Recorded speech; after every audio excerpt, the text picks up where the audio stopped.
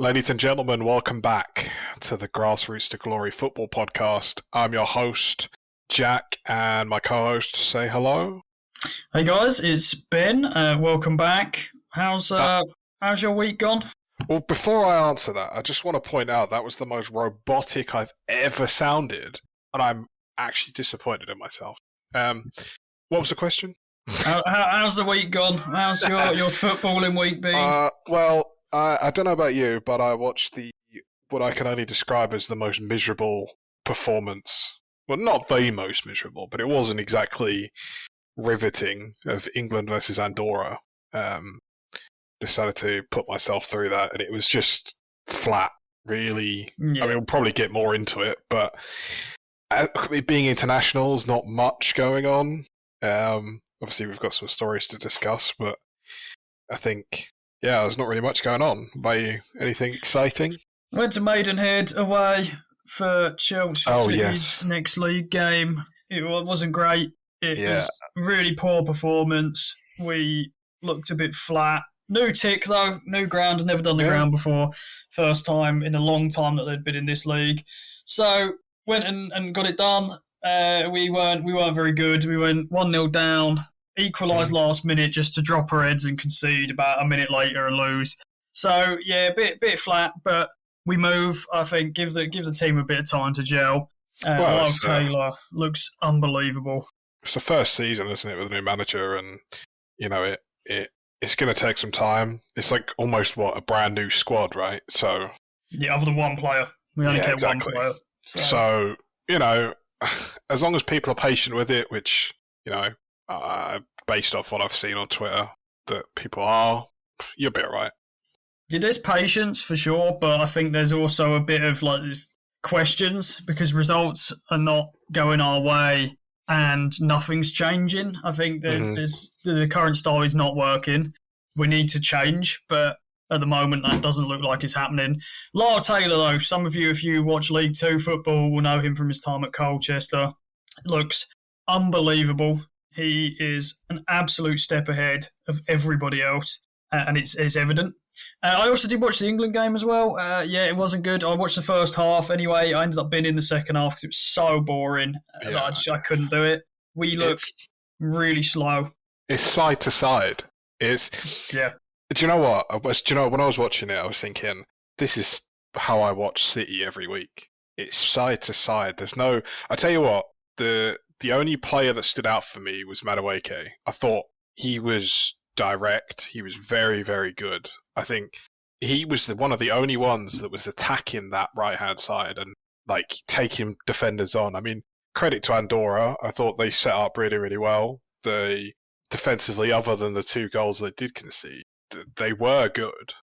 All credit to them, because I'm almost certain I heard because it was at Villa Park, wasn't it? So almost certain that I heard the stadium holds half of their population, right? So I'm guessing that these people are part-time players. Yeah, they're not seasoned professionals and things like that. So for them to do as well as they did, credit to them. I think England are just... It's the same story, I feel, every time international rolls around. I think, the hype starts. You think, World Cup qualifiers, brilliant. Euros, World Cup, brilliant. But it's always the same England. No matter what manager you put in charge, it's just the same. I mean, granted, that wasn't obviously the strongest side. To be fair, we still should be absolutely smart. 100%. I expected it 5, maybe 6, something. Should be. But it wasn't. It was flat. It was boring. We're never going to win a major tournament playing like that. It's just not going to happen. No. I did actually just have a quick look. Yeah, Andorra's population is 81,900. So Wembley, for example, if the game was played there, has a higher capacity than Andorra's population. But it wasn't good. I think for me, standout was Reece James. I think he looked really good in the time. I know it's Andorra, so you take it with a pinch of salt, but he had more accurate passes. Exactly. He had more accurate passes than pretty much anyone on the pitch. 2 big chances created. Some good accurate passes into the final third. 20 plus passes into there. Accurate long passes. His crosses were a bit off, but that's not necessarily his game. Won a bunch of duels as well, won 100% of his aerial duels and tackles. I think he was probably the bright spark for us. But I think the question is, will he stay fit? Yeah, he's a bit injury prone, and it's Andorra, so obviously everyone on that side should be looking really good because it's ultimately Andorra. So I think they should have used it as a stepping stone to get something going, right? They should have used it as like not a training game because that's extremely disrespectful, but we're supposed to be this big powerhouse. We're supposed to have the best players, some of the best players in the world, but where for some reason, when you look at the likes of players, I mean, obviously they weren't there. You could players like Jude Bellingham, Phil Foden, Cole Palmer, like on their day, those players. Obviously Kane was there, but we've got these huge players. Obviously, I'm not naming every single one of them, but for whatever reason, they all get together and they just don't do anything. They just, I mean, I'm a very pessimistic football fan as it is, but my lord, it just. You just watch it and you just think, okay, I don't see how we're going to get this over the line. It just doesn't work. Whatever system they use just doesn't seem to work, and it's disappointing. Nothing's changed. It's exactly the same from when Southgate was around. Nothing has actually changed. Kane was poor. Mm-hmm. He 2 shots in the whole game. His XG was 0.04. His XG on target was even less. Yeah. He had 9 touches in the opposition box for Andorra. That's pretty poor. He won 0 of his duels and had 0 successful dribbles all game, and he touched the ball 12 times. Poor game. So we'll see. They're playing obviously later today. We'll run through like lineups and stuff in a moment. But any notable results from the international break? Portugal won 6-0 or 5-0. 5-0, sorry. And that's kind of the standard though. You're looking at teams like that we are competing with. Armenia, Portugal is a kind of similar calibre of game to England, Andorra, and Portugal are absolutely smacking them. We need to be doing that. Front. Yeah, and who did? I believe he scored 2. Yeah, if I'm correct. Him, Cancelo, and Felix scored in that game. Bosnia beat San Marino 6-0. I know it's San Marino with 10 men, but still, it's a big storyline. Edin Dzeko scored a couple in that. My guy. As well, still kicking. Yeah. Nothing else really of note, pretty standard. Serbia, Latvia, Austria, Cyprus, all kind of just 1-0s. Nothing too crazy. Sunday as well. I think there was actually one game. I don't know if it was recent. I think it was the other day. That I think it was Italy-Israel. They ended like 5-4. 5-4. Yeah, and it was like 1-0, 1-1, 2-1, 2-2, 3. It was just like constantly going back and forth. Which fair play. Goals as well. Yeah, it looked an absolute mess of a game, and that's one again. Italy should really be comfortably winning, but fair play to Israel for sticking in and getting 4 past Italy. Other big results: Belgium, North Macedonia winning 5 and 6-0. It's kind of a one-off. Obviously, I've got a mate who's Welsh that goes to Chelmsford City games, and he has been to a few of these away ones. He did Belgium and North Macedonia, I believe. If Belgium away has been played for Wales yet, I believe it has. I'm sure it has. I think Belgium won 4-3. And it's a bit shaky. I don't know if Wales are going to qualify. Belgium should be topping that group. They've got games in hand as well. North Macedonia, Wales on the same... North Macedonia are 1 point above Wales, same games played. North Macedonia have got a better goal difference. Mm-hmm. If it stays how it is, obviously Belgium suspected are going to top that. They're battering everybody. North Macedonia, no, like pony team. They're not. Well, yeah. Do you know what? I was talking to a friend of mine at work, and he's like an encyclopedia when it comes to World Cups, Euro. You ask him any question about any of the cups that he's been alive through, and he'll tell you anything. And I was saying how much I love an underdog story. So, like, if you remember the World Cup just gone, and you had Saudi Arabia versus Argentina. Oh, yeah. And Saudi Arabia getting it over the line. The only thing I really thought, because obviously it's extended to 32 teams now? 46 or 48. Whatever it is. So it includes like so many more countries. I'm really hoping that we see like I'm just trying to think of like a really small country that's not San Marino. I want to see those kinds of results. So North Macedonia, if they do well, and actually get through the group, that's sick. Like, that's huge for them. Yeah, 100%. It's interesting. I just enjoy watching, countries that you wouldn't imagine going through, pulling out a 1-0 win against someone crazy. It's the magic of it, right? It's the only thing I can actually get excited about qualifiers, because it's pretty dull otherwise. Yeah, international break's not great. You have some stories. Morocco making semi-final, Croatia making multiple semi-finals, one final. Denmark went all the way. Denmark, they won Euro 96, I believe. I believe it was 96. I will quickly just check, so you might hear typing. I'm sure it was. No, it was Germany won 96. Denmark might have won the one before. Was it 92 that Denmark won? Yeah, 92 was the one Denmark won. Beat Germany. We love that. It's just England are never going to win it the way they're playing. No, too negative. Greece as well, 2004 won the Euro.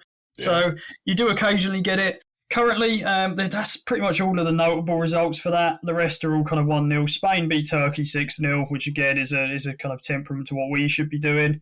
Belgium beat Kazakhstan 6-0. So we need to be at that level. But currently in Europe, the teams going through, so it's top 2 teams from each group. And there might be a playoff phase afterwards, but yes, there is. So second go into some like promotion thing. Yeah. But currently the teams going through: Slovakia, Northern Ireland. So Germany currently not going through. They're a bit as it stands. Rocky, They will go through. Wow. No chance they don't out of Slovakia, Northern Ireland, and Luxembourg. It might be the biggest failure in qualifying if they don't. Switzerland, Kosovo. Kosovo are one that they kind of surprised some teams occasionally. They went on a big win streak not too long ago. I say that it was good few years back now, but they're not a bad team. Denmark, Scotland. I'd like to see Scotland in the World Cup. Boo. Iceland, France. Iceland. I mean, maybe they won their first. They beat us, didn't they? Remember that? 2016. That's it. Yeah, they won. Is it their first? Yeah, they won their first qualifying game 5-0 against Azerbaijan. Spain, Georgia. I like Georgia as a team. I think they play some good football. Mm-hmm. Portugal, Armenia. Surprised I think Hungary will end up qualifying out of that over Armenia. Netherlands, Poland. Pretty standard there. Bosnia, Austria. In that group, you've got Romania, Cyprus, San Marino. I'm not surprised with that at all. Norway, Italy. Norway doing really well at the moment. I think they beat Italy in the first game they played. Yeah, 3-0. Big man, aren't they? Absolute battering. Funnily enough, Haaland scored once. Sorloth scored as well. So they've got some big guys up front, because Sorloth ain't small himself. He's big boy. You got to think, like, at some point with some of the players they have, Norway will be a decent side. Surely. Because Sorloth, Haaland, Odegaard, Bob, Berg, Sander, sorry. There's some good players here. Is it Norgard? Or is he... He's Danish, I think. Is he Danish? I think he's Danish, yeah. Yeah, he might be. Christian Norgard. Yeah. Sure he is. But, yeah, they at some point they've got to have a decent squad. And then Italy obviously just sneaking past Israel the other day, or yesterday perhaps. North Macedonia, Belgium currently in the Welsh group. And England, Serbia currently in our group, which I think will stay the same. And then Croatia, Czech Republic, which I think will stay that way as well. So pretty standard teams for the most part. There's a couple, so Germany obviously having a shocker. But nothing too crazy. There's not been a huge amount going on. Obviously, it kicks off a bit more next week. We have got England today. What day are we? Tuesday. So it happens in about 15 minutes. I'm going to quickly just look at the lineup, who England have got out. So we do have, it looks pretty similar, to be honest. So Pickford, Reece James, Konza, Gahey, Livramento, Anderson, Rice, Madueke, Rogers, Gordon and Kane. So, yeah, I think this is going to be a harder test. Serbia away, they'll be up for it. Rough crowd. They will be loud and really up for it. I think this is going to be a rough game. The way we're playing, I think we're going to struggle. I think it's going to be a boring game. Oh yeah, it's not going to be fun. It's not going to be fun at all. I might chuck it on, but wouldn't surprise me if we lost. I don't think we'll lose. I think we will. We'll get something out of it. You have even more if faith it's than I do, my friend. I can't imagine we're not going to get anything out of that. We haven't actually lost to Serbia. I want to actually look. When was the last time? We haven't lost to Serbia in God knows how long. Serbia are in good form. Good form. They haven't lost in the last 5, whereas we have once, possibly. When have we last lost?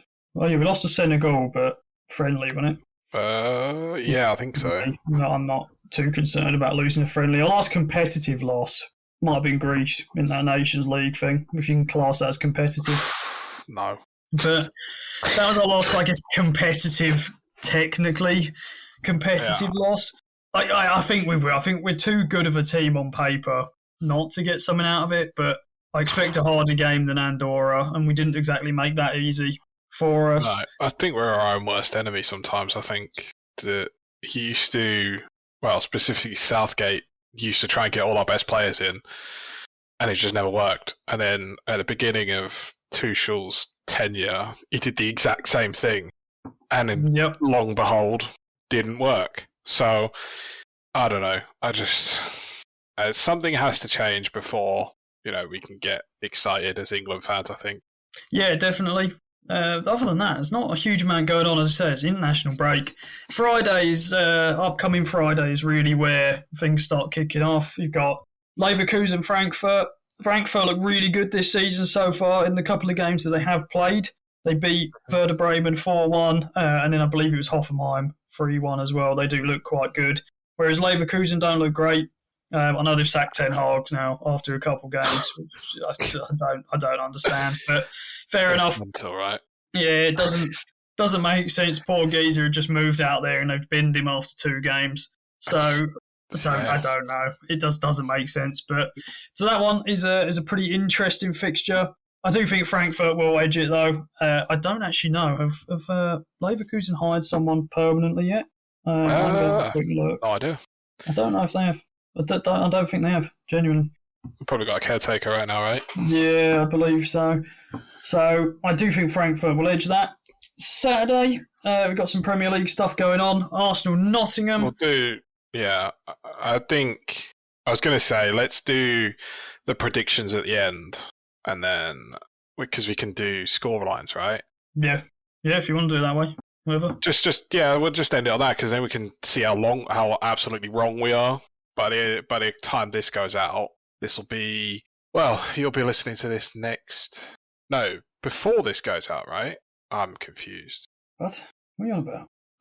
Forget it. Ignore me. Yeah, well, whatever you just said doesn't make any sense. But yeah, we'll do those later. In terms of news, really, there's 2 kind of big items. We'll start on the smaller one and then go on to the kind of big one. Well, I don't get. I don't. Yeah, no. So Nottingham, obviously, they haven't really got along publicly for a while, and I think this has been something that's coming. But Nuno has obviously been sacked by Nottingham Forest. Baffling. After getting them Europe for the first time since Brian Clough was around at Nottingham. So that must be like 40, 45 years. And then replaces him with Ange Postecoglou within about 2 hours or so of sacking him. It makes no sense. I know they had that public falling out, didn't they? What's his name? I keep on to call it Marinakis, right? Back in the last season, they fell out publicly. So, to be honest, it was a ticking time bomb. It was a matter of time before Nuno was gone, because as soon as you fall out with the owner, you're kind of done. There's not really much, It's similar to when a club gets taken over. They sack the owner. They sack 9 times out of 10, they'll sack the manager that's in place because they want their own one. You look at Chelsea when Todd Bowley come in, they sacked Tuchel at the time. Yeah. And then replaced him with Graham Potter. Is that right? Yep. So you look how that went. So I don't. It was a matter of time, but it's a stupid decision. I never truly rated Nuno. Like I don't think he was ever going to be the manager to take them to the stars. But how can you sack a manager that got them European football.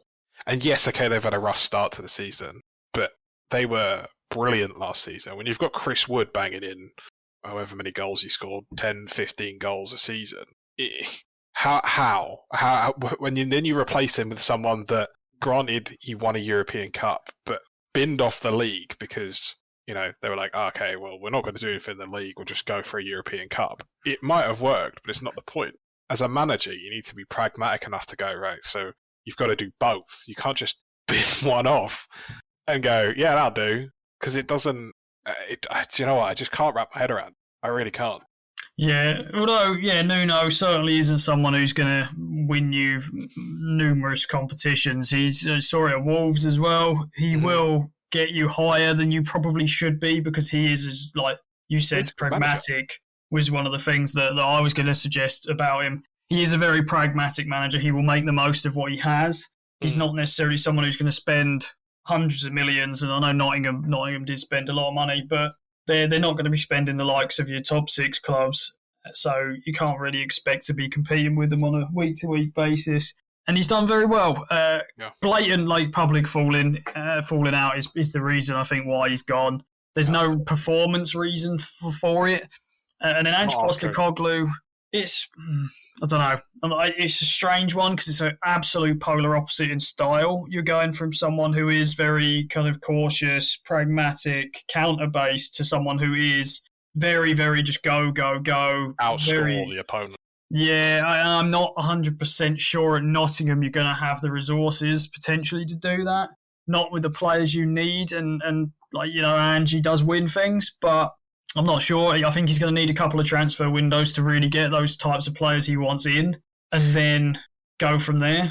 Do you know what? If we take away the fact that we don't necessarily agree or don't understand it, as Postecoglou, as a man, why would you want to go into a club that, you know, let's take Marinakis. I mean, say what you want about him. Well, actually, I suppose I should preface this to say that he technically doesn't own the club anymore. Remember that. He put it into a trust, so he technically doesn't own it, right? Legally, he doesn't own it. But, for all intents and purposes, he's the owner. Has publicly fallen out with the manager, and went on the pitch to almost berate the bloke, and now Postecoglou's gone in there. At what point would you... If that were me, I'd run a mile, mate. I know that, Forest is a massive club, heritage. It must be a brilliant job to have. And he's probably getting paid quite handsomely. But you just think that you step out of line and fall out with Marinakis the same way Nuno did, you're gone. You know, you're walking a tightrope and you've only just got into the job. It doesn't... and maybe I'm being, crazy or whatever, but I just don't understand it. I don't know how you would work with an owner that, like I say, publicly berated his manager, and then he's gone after seemingly no footballing reason, right? I guess, though, you've got... if that was like the kind of mindset, then why would have anyone worked with Abramovich at Chelsea, who was prone to sacking people? True. Like, Di Matteo won the Champions League, got sacked.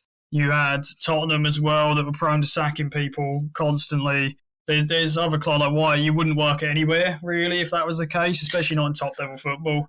So yeah, I suppose. I mean, I think the main point for me would have just been the public berating of Nuno by Marinakis that would have put me off. I think it's let's be honest. Owners probably have a go at managers all the time. You use Chelsea as a perfect example.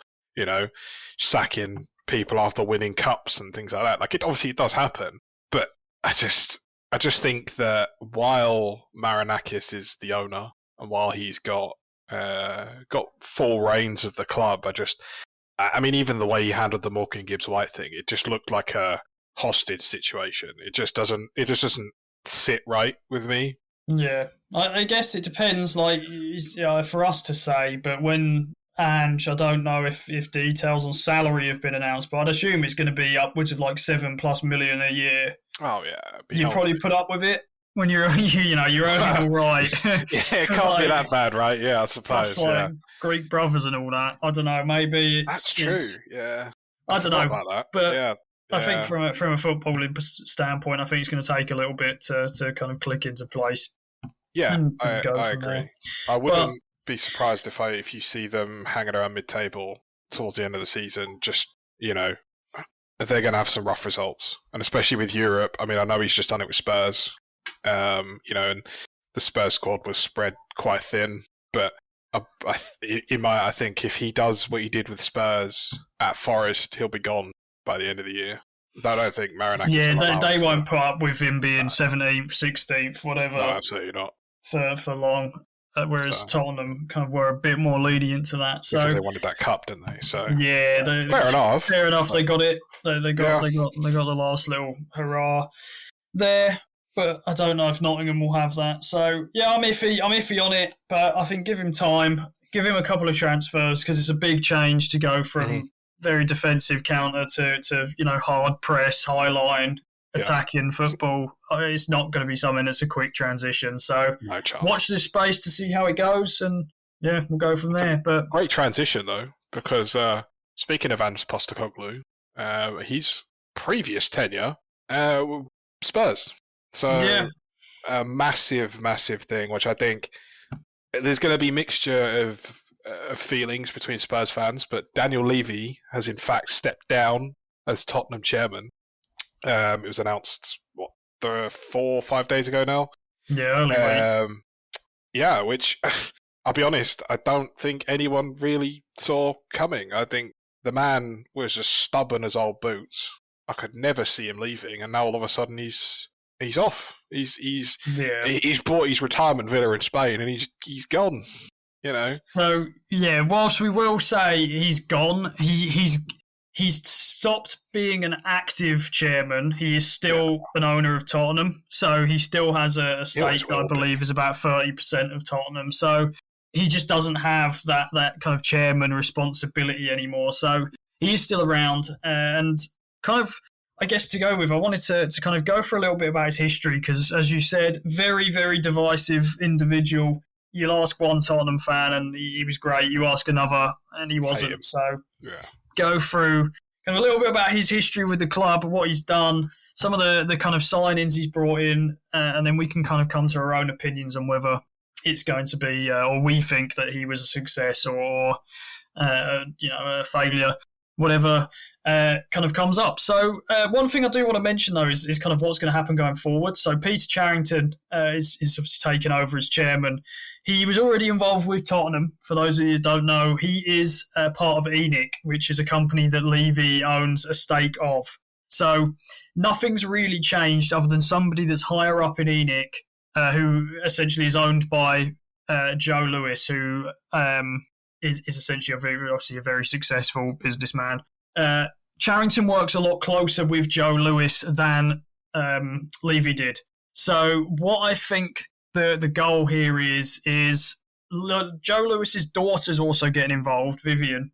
What I think is going to happen, I think that the Lewis family potentially wanted this change to happen, to have more direct influence over the club than they did with Levy. I think this means that they're going to try and engineer some sort of sale, or there's a big investment coming. I don't know any other reason why you would make this change now and kind of stick within the same company. I have a feeling there is a sale on the way. That's going to be expensive. Oh yeah, obviously the valuation of the club is going to be huge. If they even sold it at $5 billion, which with current valuations isn't crazy. So what did they end up buying Tottenham for in the end? It was like 50 million. That's a huge turnover in price. Of course, yeah. For what they get. But I do think that is where it's going. I think that seems like for what's going on, I think that just seems like the likely, or there's a major investment coming somewhere. But I do think selling up is probably the likely option here. To be honest, I could almost, on the flip side of that, I can almost see the investment coming in because regardless of the football, the Tottenham Stadium is massive and it's phenomenal, right? So they do all sorts of events. They've even brought American football across. Different concerts. That sounds like a weird word. like shows and stuff. So I wonder whether there is going to be a huge investment, but it's going to be more to do with the stadium rather than the football. I'm curious to see because it is it's massive. They've even got the go-kart track underneath, right? Yeah. I don't know, and I'm not a money man, but I can't I can't imagine they would sell because it's such a profitable club. It just wouldn't make sense unless they're done. Like, do you see what I'm trying to say? Like, he's still part owner. He stepped away, and someone within the same organization is like looking after or whatever. It just doesn't make sense to me. That's what it means. That in like a business sense, that's generally what that would mean, is that they're selling. Do you think? In general business, that was generally what that would indicate, is that a big sale is coming. One of the guys that has been put in as well, not on the board, I don't believe it's like an active role, but he has head up other kind of big club sales as well, other places, which to me isn't a coincidence that he's been brought in now. I think if it were to happen, I think one of the major suitors will be the Saudis. I think yeah, it's either going to be one of the two, right? Because where you just had PIF that owned Newcastle. They bought them not so long ago. Chelsea being owned by an American company as well. It's going to be one of the two. It has Saudi investment written all over it. I don't know why. I think if it is going to sell, I think it'd be the same lot that tried buying Tottenham last year that failed. The American group. There's an American group last season that tried to buy Tottenham, and Levy was kind of the one that blocked it, but now he's not in the picture as a decision maker. I'd be amazed if it didn't go to that group now. I'd be worried as a Spurs fan. 100%, yeah, because if it's... We know, look at some of the clubs that have been owned by Americans, they're very kind of cash cow heavy. They treat clubs as kind of a financial interest first and a football club second. Mm-hmm. And I mean, just look at Manchester United to see what's been done by American investors.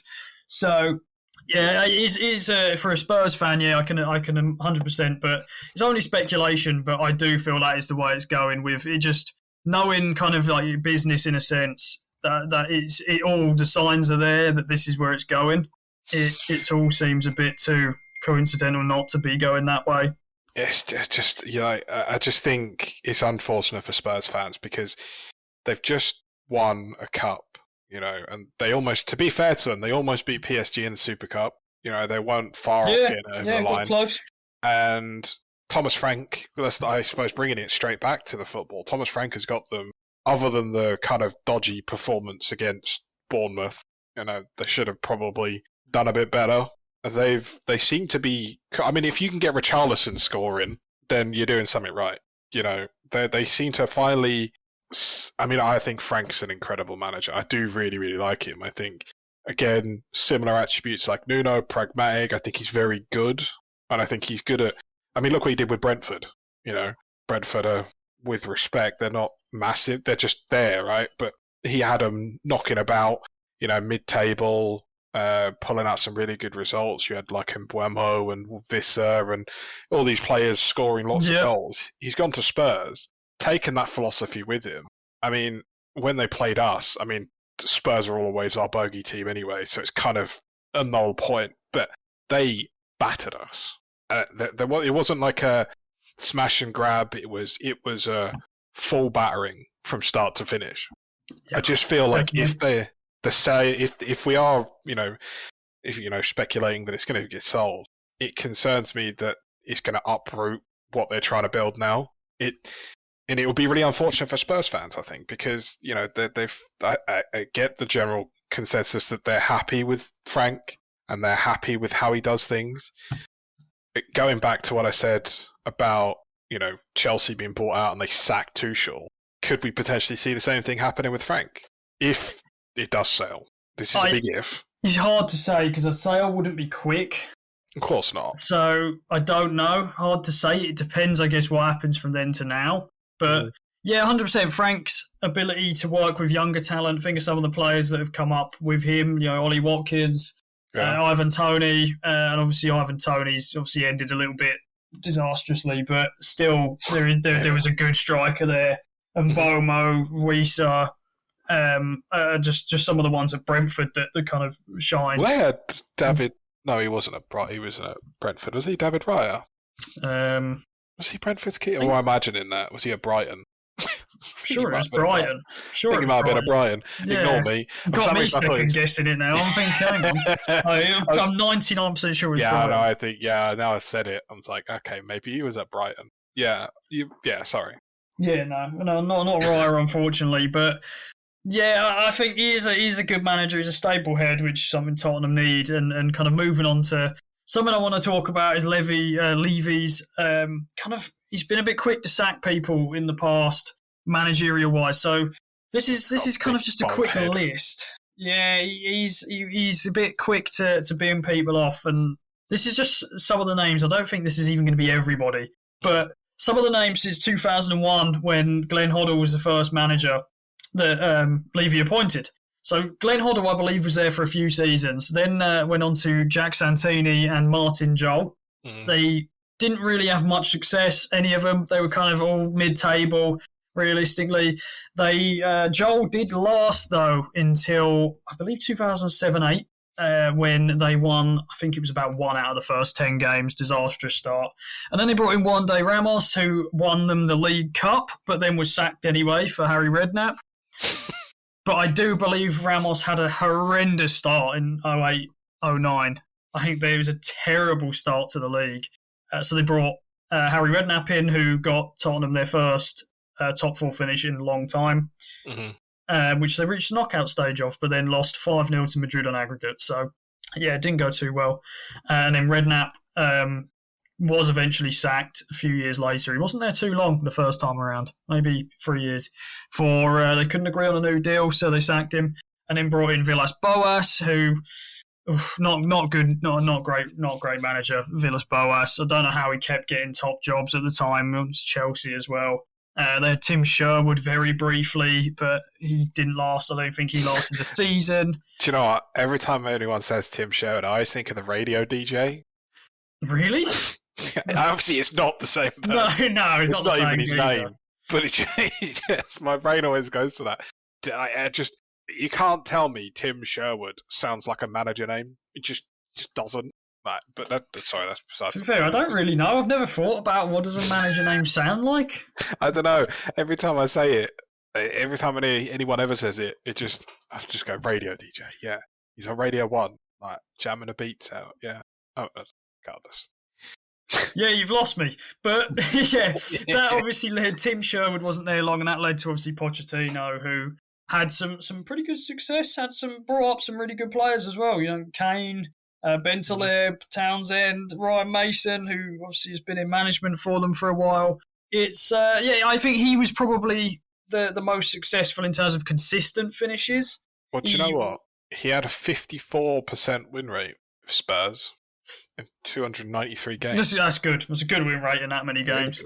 So, yeah, obviously they ended up getting rid eventually. He had a kind of a lackluster start to the season after kind of getting them their first Champions League final ever. Obviously, terrible game, one of the worst Champions League finals I've ever seen in my life. But it was poor. Ultimately, Tottenham probably weren't really in a position to be there, and fair play to them. They did make it there. He got sacked eventually, replaced by Jose Mourinho, who was sacked after not even 18 months before the League Cup final against City. Which baffled me. Madness, yeah, which absolute madness, but fair enough. And then they got Nuno, didn't they, for about 5 minutes? He was there for about 3 months. Clearly never their kind of like first priority. They wanted Conte, and Conte I don't think was available at the time. So they kind of went with Nuno. Conte became available, and I think Nuno just went. I don't think he was particularly awful, but no, the results weren't great. But he probably wasn't really that arsed about leaving either. Because it was just one of them. I think wrong place, wrong time. Yeah. And then Conte lasted not even 2 years again, year and a half after a poor Champions League run, and then they appointed Stellini for a while as interim, but then got sacked. Yeah. So that's kind of the kind of pattern is people don't last too long. The longest there really, Pochettino for a few years, Redknapp for a few 2014 to years. 19. Yeah, so that's probably the longest, and then obviously Ange, who lasted a season and a bit. Yeah, who had a kind of bad 2025 in the league, but won them the Europa League and then got sacked. I'm not too shocked that he was dismissed, but no, I'm not. So there's a history there of binning people off. Whether that changes under Charrington or potentially some new owners down the line, we will see. I think they kind of need to. There is obviously a reason Levy was moved on. Where I think Levy has kind of done well is the commercial side. So I do actually have some players that he has brought in and sold that I've got a few of each. I've kind of compiled a few of each that I think are good. Not just commercially, could be on the football as well, on the pitch, and then some that were stinkers. So I'll start with the good ones. Don't want to be too negative. So some good ones that I noted were Berbatov, who's brought in for 11 million from Bayer Leverkusen. Obviously had a very successful career at Manchester United after. They made nearly, I think, about 20 million profit on him. He was a solid player for Tottenham that obviously attracted Sir Alex Ferguson. I think that's a solid example of commercial and probably on-pitch success. I know he didn't necessarily win anything there, but... no, I mean, yeah. He might have won. No, he does. He was. He was in the League Cup side, I'm sure, that won. Because he went to United in 2008, so he must have been. He was at Tottenham for 2 or 3 seasons. So he must have won the League Cup. So technically, success on both fronts. Yeah, commercially. And I think Lloris as well. They brought him in for cheap. He was like 11 million from Lyon. And I think he is probably the best keeper the club's ever had. 447 appearances, Yeah, that's bonkers. That is actually no goals though, so useless. Get rid of him. Useless, absolutely useless. Someone else as well that I've kind of noted is Christian Eriksen. Unbelievable player, really solid in the midfield for them. Brought in for cheap from Ajax, I believe, and he must have made like 300 odd appearances. I don't know how many goals, but it must have been a fair amount. 305 appearances and 69 goals. Oh, there you go. 11 Ajax. Yeah, there you go. So I think he was someone that I noted as he was one of their kind of key players under Pochettino, and he was consistently getting assists for the front two of Kane and Son. I think really good. A bit of a bitter end though when he ended up leaving to go to Inter go. Or I think he planned to go on a free, but they ended up letting him go early or something like that. Can't remember because they could have got some actual decent money from him, but they obviously didn't in the end. Yeah. So, not so much a commercial success, but certainly pitch success. Luka Modric as well was one I absolutely wanted to mention. Pretty cheap, 15 odd million, I think, from Croatia, somewhere, I believe it was Zagreb. Yeah, that he came in. And he's absolutely one of the best players I've ever seen play, just full stop. And he joined in 2008. And I believe at the time he was a club record fee. At the time, I believe. And I think people are a bit iffy on him because he's small. He's not exactly the most physical player, but technical ability. AC Milan. He just unbelievable. I remember watching some of the games and just his technical ability to just pass his way through an entire pitch, and that's why ultimately that Real Madrid bought him for about 30 million. They bought him for. That's a good deal. Yeah, it's commercial and pitch success. So there are some here. I mean, Gareth Bale as well was twice. One who, obviously from Southampton the first time, and then Madrid on loan, I believe. Yeah, the second time. But Gareth Bale was again one of the best players I think that's ever played for Tottenham. He came in, had a bit of a rough start, but then kind of transitioned into winger, and then absolutely shone through kind of the Premier League, became one of the Premier League's best players at the time, actively tore up so many teams. And I think they obviously sold him for an unbelievable amount of money to Real Madrid.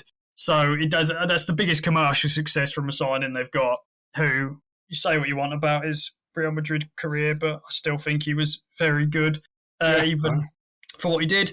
I think they're some of the successes that I noted. You're missing a massive one, by the way. Who? £22 million from Bayer Leverkusen. Oh, Son. Didn't count him because he wasn't necessarily like a commercial.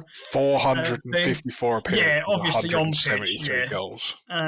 Absolute club legend for sure. I think undeniably, but personally, I think that's their best signing. He's only just left. He stayed with Spurs. Yeah. Throughout everything. Incredible player. He seemed even to be a really nice guy. I just think 22 million for that return and that length of service. And he was a menace. He's similar to like Bale kind of vibe, where he's just always there, and just him and Kane, I think, I don't know if they still have, but don't they have like the best record of goal scoring between them, like together or something? There's some Possibly. ridiculous stat of those two together, and they're like combined goals and assists, and it's like one of the highest in the Prem. Yeah, very, very possibly. Not half bad, right? Yeah, obviously on the pitch, did wonders. Obviously, he wasn't really a commercial success, unless you consider that he brought in a lot of tourism from Korea there's a lot of Tottenham South Stadium. Korean fans. So, obviously they've got a big fan base over there. He obviously a solid servant to the club for a long time, eventual captain. So, certainly I think Son is someone that you could mention. I just didn't because there wasn't really any sort of commercial success for him. I think Gareth Bale is still the best signing he's ever done. Just for how cheap he got him. I think on pitch as well. I think I think he's a better player in his day than Son. I think he's a better. I agree. I just think the longevity of Son. Obviously he was there for a lot longer. But he will go down as a bigger Tottenham legend than Bale for sure. But Bale I think was more of a success for Levy because obviously the commercial side. When you get like 90 odd mil from Madrid for someone you paid 10 mil for, then fair enough. It's you're going to do it. So they were some of the ones that I had that were certain successes, but he did have his fair share of stinkers as well. So let's not act like it was all good because you had players like Ryan Sessegnon, who, my God, really talented, just constantly injured, ended up being a bust. Davinson Sanchez, who was brought in for, if I'm right, about 40 million quid from Ajax. 42 from Ajax. And he was so bang average. There was so many mistakes. It's like just constant. And he was not like as good as Vertonghen or Alderweireld, who he was playing with. Chance. They were playing, I believe this was like coming to the end of Poch days. Obviously, they played a back three. So he was playing with two better centre-backs. He was just, oh my God. Yeah, constant mistakes, didn't look comfortable, and they made quite a big loss on him when they ended up selling him. So, absolute disaster. Paulinho as well, someone that they brought in from Brazil who had like a big name. He was quite an experienced player. Might have been someone, so if he came in, if I'm right, the season after Bale was sold. Yeah. So he was one of the players that they kind of brought in with that. Never really performed, didn't adjust well to England, and then ended up going to like China or something, or Russia or one China. Of those, mega rich leagues. Shout the worst one in a minute. I've got the worst one. But continue. Physically the worst one. Oh, mate, it's a stinker. Go on. Lo Celso, that was... Brought in for quite a lot of money. Now, there's not actually... I couldn't find any sort of exact figure on how much he was brought in for. I don't know why. But I'm seeing ranges of about 35 odd is like realistic. But I'm seeing some reports up to like 60 odd mil. And I doubt it was that much. But he just never really got going. He was consistently like a 6 out of 10. But he was never any better than that. And he was under multiple managers, never kind of shined through. And just got sacked off. And then the last one for me was Soldado. Again, he was a club record signing at the time. And he was kind of the striker before Kane broke through. And he is no Harry Kane. He got that right. He wasn't very good, and he just never clicked. Didn't score enough in the league, and ended up going back to Valencia, I think. So Yeah, there are some stinkers I noted, and you reckon you've got one that's like crazy? Yeah, mate. Honestly, I don't know how we haven't clocked this one, but my guy Tanguy Ndombele, 60 million from Lyon, ended up getting his contract terminated in 2024. They got nothing back from him. They got 91 appearances and 10 goals out of him for £60 million. The thing with Ndombele, whenever I saw him play, he looked unbelievable. Yeah. But it's the attitude. He had a horrendous attitude, yeah. So they brought him in thinking he's going to be the next thing, you know. And that's the problem with some players, is their attitude lets them down, and then he spends most of the time on the bench. So, I mean, granted, it's not Spurs' fault that he turned out to be an idiot, but 60 million for a bench player, it's a lot. Yeah. I remember he particularly kind of did well under Mourinho. Because he came in under Poch, but Poch got sacked, and he really suited the more kind of defensive style Mourinho kind of brought. And I remember he had a really good early start to a season, but like Mourinho obviously isn't someone who's going to put up with attitude problems, and it just never worked. He just lost his place. But yeah, anytime I saw him play, he looked really good. Just he ruined it for himself. But yeah, it's certainly a good shout just for the money they spent on him. Yeah. But yeah, so that's kind of an example of it wasn't a total stinker. He did bring in some good players. I just think his transfer approach was very cautious in comparison to the teams they wanted to be competing with, who could spend more. Not that Tottenham couldn't. It's just I think he's very cautious. Well, he's a businessman, isn't he? Over a football. Yeah. All right, he's very good commercially, but I just football-wise, he's not obviously the best. I mean, it might be the making of Spurs. You might see someone else come in and focus on the football first, rather than the commercial side of it, which would be interesting because we might see smarter signings. We might see them start splashing the cash a bit, and you never know, because sometimes that's all it takes. They have their FFP standing. Not FFP. What's it called? No, it is FFP. Yeah. Financial Fair Play. Yeah. So their standings with it is very, very good. They're commercially high turnover. Their wage bills aren't through the roof. They earn a lot of money. So it'd be interesting to see how they approach. I mean, it's a shame for Spurs fans that this didn't happen at the beginning of the window, because I think they might have had a field day potentially. Yeah. With the transfer window now shut. I think watch this space for Spurs fans in January and especially next summer. That'll be interesting because, I can, if they get someone that is a more sporting man, they're going to have the financials behind them. You know, and Spurs is a big club. There are people meme on it and disagree with it. It's a prospect that people want to play for. It's in London, massive stadium, great training facilities. We'll see. Yeah. So that is where Levy was good, was the commercial side. Obviously, low wage structure compared to competitors.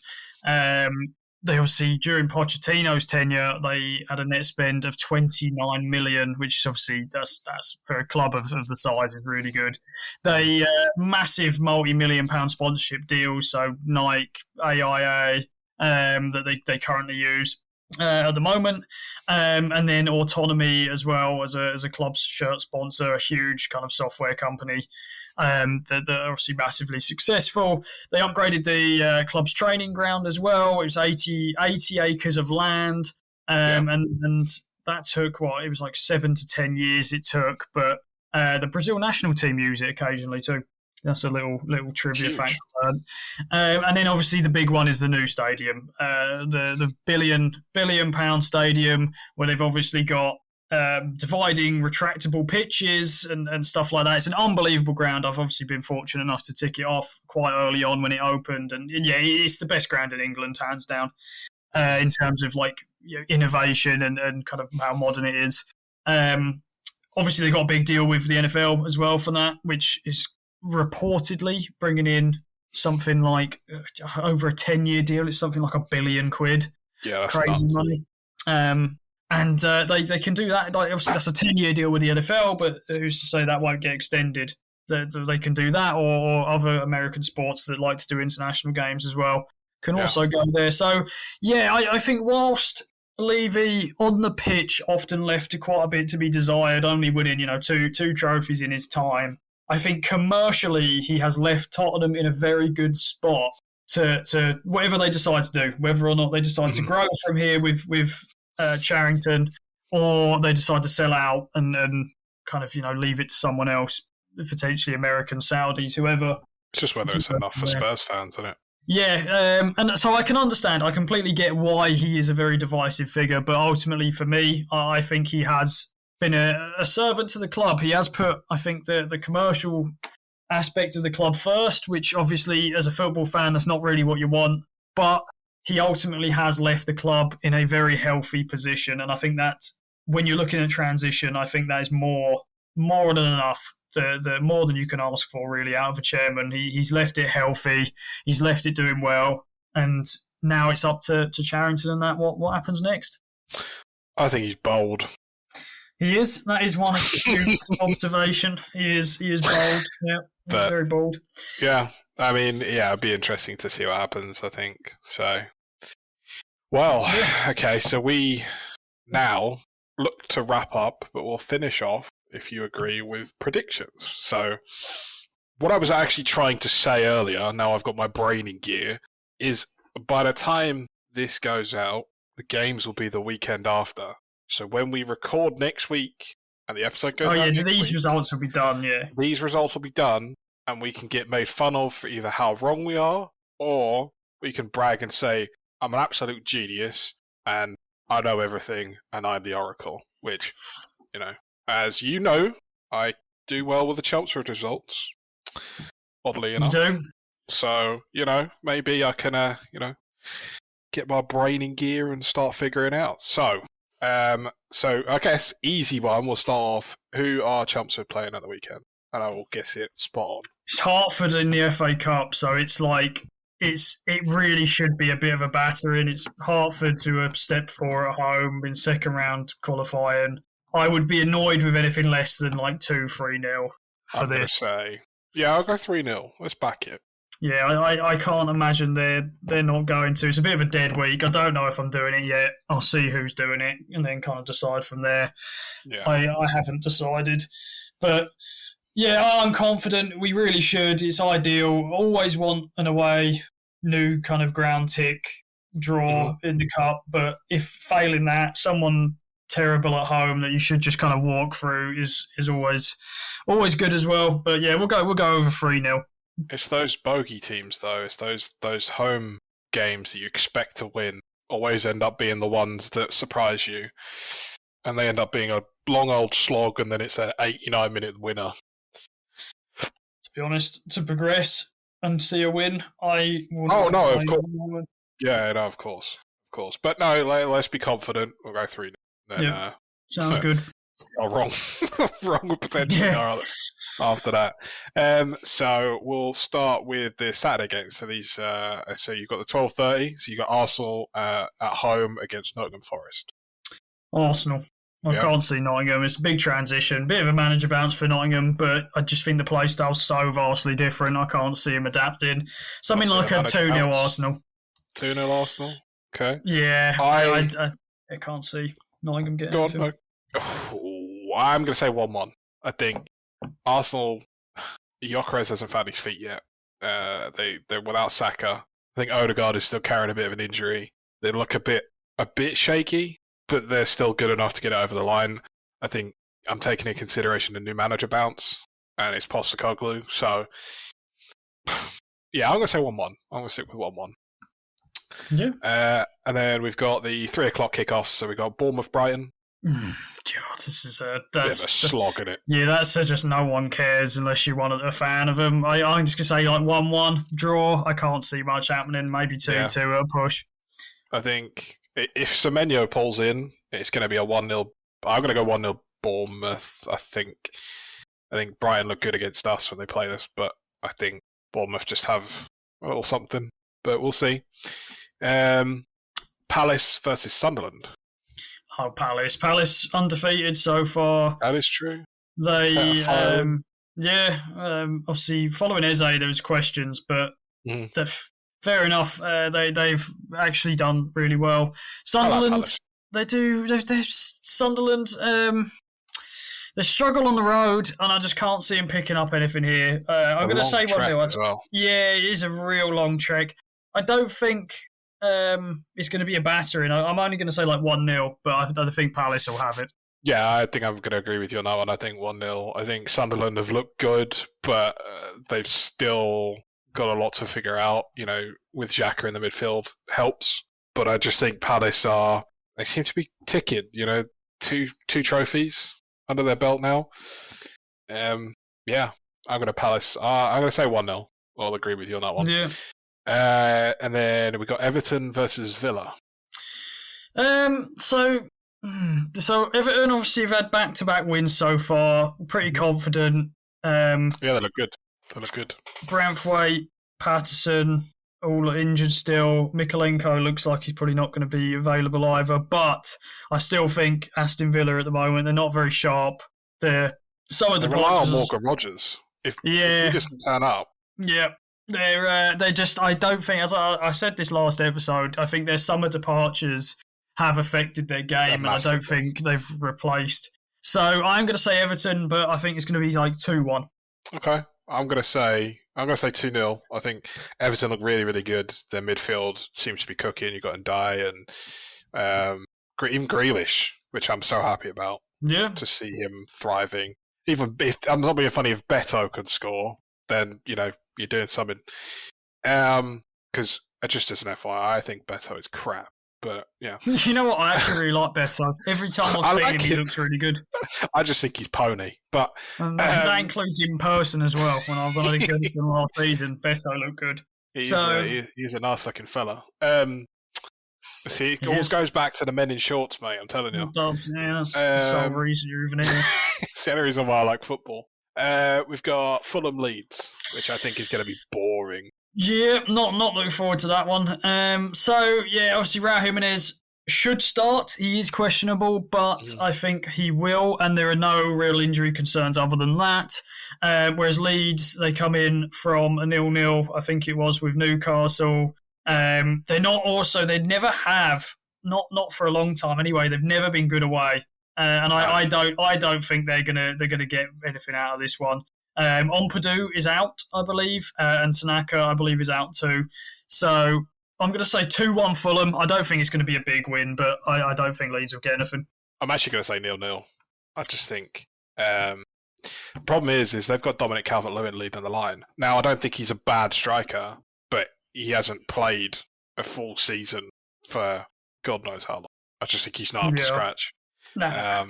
Not now. Yeah, I'm going to say 0-0. I don't think much is going to happen. I don't think Fulham have looked great.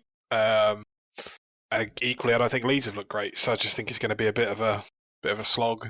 Final 3:00 kickoff is Newcastle versus Wolves. So there is a bit of breaking news. England have just scored 1-0. I just saw that. Harry Kane has just scored. Declan Rice assist. So there you go. Not bad. I will just have a quick look before I get into that prediction on stats. It's very one-sided. 9 shots to 0. 75% possession. It's, very typical England. A lot of the ball doing nothing. But 1-0 up. So good stuff. Yep. But Newcastle Wolves, much more exciting. I think Newcastle really need to get a win. They obviously haven't won a game yet. They've been struggling ever since Isak joined Liverpool. Or not been playing. He's just kind of struggled. New signings though, obviously Wisa being a big one, I think can certainly improve their game.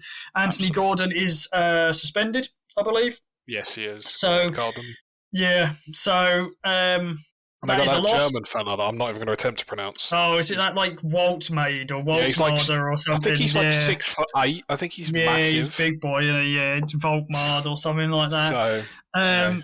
I do think Newcastle will get a win. They've got a better chance, even with Gordon suspended. And obviously Isak gone.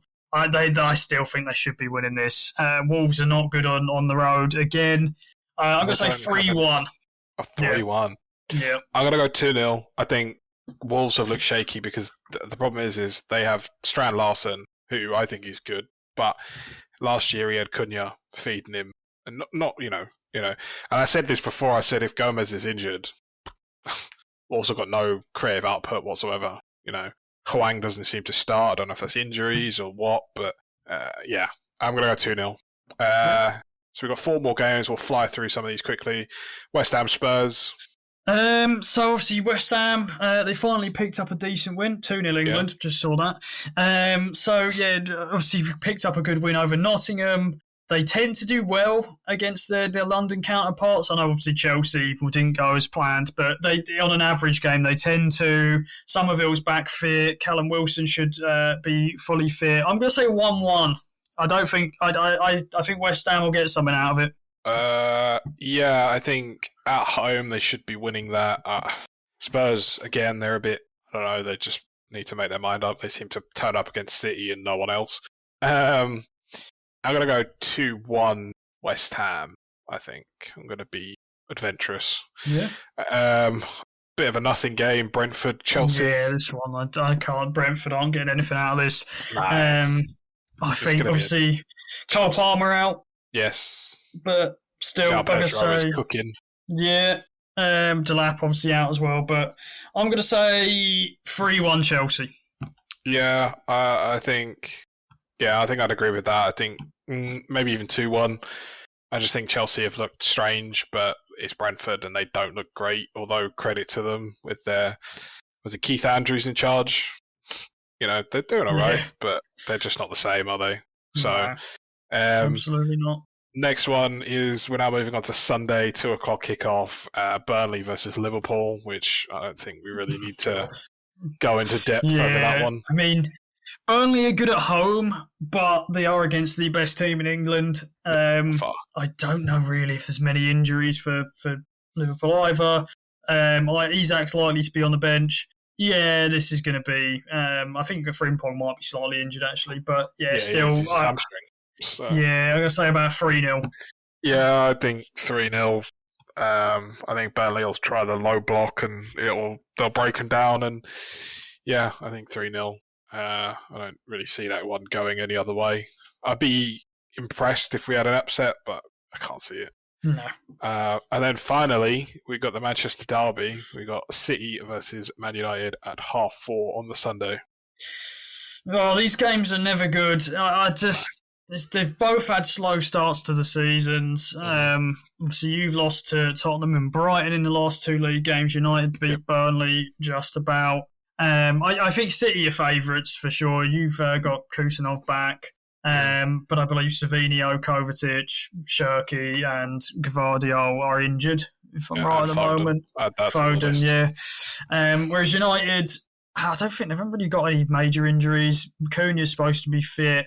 Mason Mount's supposed to be fit. I think, you know what? I think United might get something. I'm going to say 2-2. I respect it. I think... The problem is Manchester derbies are always one way. They're not like they used to be. It's all too... you're my best friend. Yes. There's no oomph in it anymore. It doesn't get you excited. I think it could... I'll be honest, it could be a 3-0 to us, but then it could equally be a 3-0 to you. I don't... I'm going to say it's going to be boring and it's going to be a 1-1. I think. Yep, I think it's a fair prediction. Don't see anything really exciting happening, unfortunately, which disappoints me severely because, we want to batter United, but it won't happen. I can't see it happening. No, I don't think so. But that is all the Premier League games for the weekend. There's nothing else of note going on, particularly because there is still some international games too in kind of midweek. So international's a bit dull. It's a slow kind of couple of weeks, but we're getting back into it. Yeah, absolutely. I think unless there's anything else from yourself, I think it's a. I think all good from me. Cool. Okay. Well, we'll wrap up. So thank you again for listening. Our last podcast did about 8 listens, which is pretty decent considering we start with no platform. So thank you very much for listening to everyone and interacting with socials. TikToks as well. All the clips seem to be doing quite well, which is good. So we're sort of still working out the kinks and figuring out timings, so bear with us, and quality will increase as we go along. So thanks for sort of sticking by and persevering with us while we figure it out. And I think the standard, follow us on all socials, which will be in the description of the podcast. I think that's it from me. Yep, all good. Good stuff. Right, we'll see you next week. Yep, we'll see you next week. Have a good week, everyone. Goodbye.